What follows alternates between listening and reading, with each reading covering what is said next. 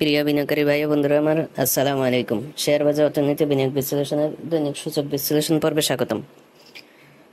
গত দুইটি ভিডিওতে অর্থাৎ 22 ও 23 তারিখের ভিডিওতে আমি বলেছিলাম যে মার্কেট যেখানে আছে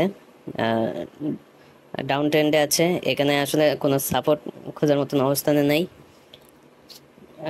আর সাথে সাথে এটাও বলেছিলাম যদি মার্কেট 5100 থেকে 5173 এর উপরে যায় তখন মার্কেট সাপোর্ট পাবে। মার্কেট একটা সময় 5181 পর্যন্ত গিয়েছিল এই 22 তারিখ থেকে আজকে 27 তারিখের ভিতরে, কিন্তু পরবর্তী আবার মার্কেট ঠিকই ডাউন হয়ে আবার নিচে চলে এসেছে। তো যাই হোক, মার্কেটের আজকে অবস্থান যদি দেখি 40.12 পয়েন্ট নেগেটিভ হয়ে মোট সূচক দাঁড়িয়েছে 5086.86। মার্কেটের আজকে লেনদেন হয়েছে 394.88 কোটি, যা গতকালকের থেকে বলতে গেলে প্রায় 66-67 কোটি টাকার মতন কম।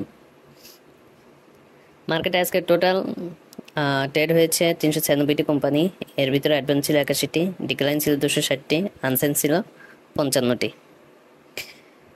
আপনার লেনদেনকৃত কোম্পানি এবং ডিক্লাইন, অ্যাডভান্স, আনসেন্স সবগুলোর ভিতরে যে পার্থক্য, এগুলো দেখলে আসলে স্পষ্ট প্রতীয়মান হয় যে মার্কেটে কী পরিমাণে সেল প্রেসার এবং রক্তক্ষরণ চলমান আছে।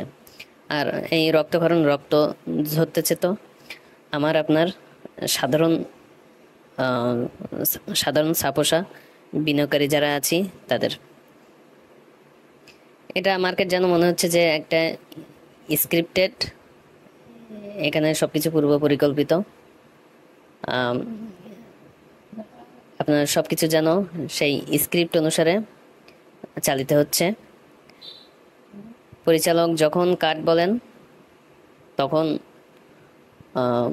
তখন হচ্ছে বন্ধ হয়, আবার যখন বলেন মানে আবার শুরু করতে বলেন তখন যেন আবার চালু হয়। মানে কথাটা বললাম, মার্কেটে আসলে সামগ্রিক যে অবস্থা সেটাই মনে হয় যে মার্কেট যেন স্ক্রিপ্টেড। এটা কেন হয়, কি জন্য হয়? আর এক্ষেত্রে আমাদের মতন সাধারণ বিনিয়োগকারীর আসলে দোষটা কোথায়? তো যাই হোক, ইনশাল্লাহ আশা করবো যে আল্লাহর রহমতে এই কালো মেঘ কেটে যাবে এবং সুদিন আবার ফিরে আসবে ইনশাআল্লাহ। আজকে বোলাকে যদি লেনদেন দেখি তাহলে 20টা কোম্পানির 15.22 কোটি টাকা লেনদেন হয়েছে। মার্কেটের সামগ্রিক চিত্র যদি দেখি বা টেকনিক্যাল ওয়েতে যদি দেখার বা বোঝার চেষ্টা করি তাহলে দেখবো যে আসলে মার্কেট অত্যন্ত ডাউন ট্রেন্ডে আছে। মার্কেট ক্রাশ, সহজ কথা বলতে গেলে মার্কেটের এখানে আমি আগে বলেছি, ভিডিও শুরুতে বলেছি, এর আগের দুটি ভিডিওতে অর্থাৎ 22 এবং 23 তারিখেও বলেছিলাম মার্কেটের সাপোর্ট আসলে এখন কোনো অবস্থাতেই নেই। মার্কেটের সাপোর্ট বলেছিলাম যদি 5100 থেকে 5173 উপরে যায় এবং সেখানে যদি অবস্থান করে ভলিউম নিয়ে, তাহলে মার্কেটের সাপোর্ট খুঁজে পাওয়া যাবে। কিন্তু মার্কেটের সামগ্রিক যে অবস্থা এখানে যদি থাকে তাহলে মার্কেটের নতুনভাবে অন্যভাবে চিন্তা করা লাগবে, কারণ মার্কেট তো এই অবস্থান থেকে ফিরে আসে নাই।